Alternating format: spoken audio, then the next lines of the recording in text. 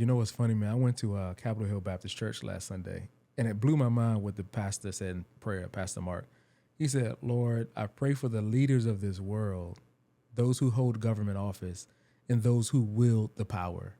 He separated the two. And I was like, oh, wait. And then he went on and further said those who are in office, he went down some of the offices, and those who have been given astronomical power and wealth who sway government. We don't think about that. Right. We think of the presidency and all this other stuff, and we say it, but actually there are people who wield the actual power. Right, definitely. They legitimate power in this world to control and move things. Right. And I'm gonna tell you what's even deeper than that is that where did that power come from? It came from slave labor. Mm-hmm. What built this country? You're getting on something I like to talk about. It's crazy when you actually think about it.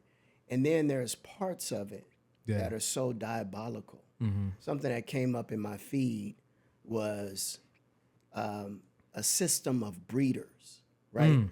So black women, African, at the time, African women, they would have those women to breed with different types of males on that plantation. And, just to have, to be able to actually sell the babies and say, this is what you're going to get, because you got this big, this big buck male and you got a big woman. So you're going to have the offspring to be big as well, to go out in the cotton and pick cotton. They'll be great for you. Wow. And then it's like you think about generational trauma. When you hear about women, black women, and we hear about being with different men. And it's like, well, where did that come from?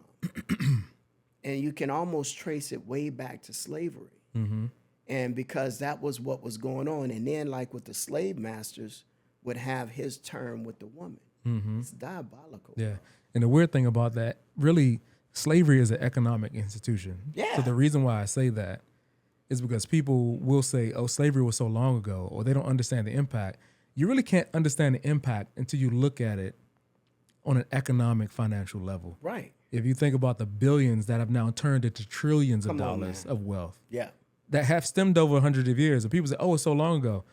No. Wealth is built over generations. Right. It's not built in a lifetime. Right. So all the wealth that we see across the globe, much of it was built on the backs of slavery. Right. Whether or not, some people say, oh, slavery is not wrong. Like, I'm not even arguing that today.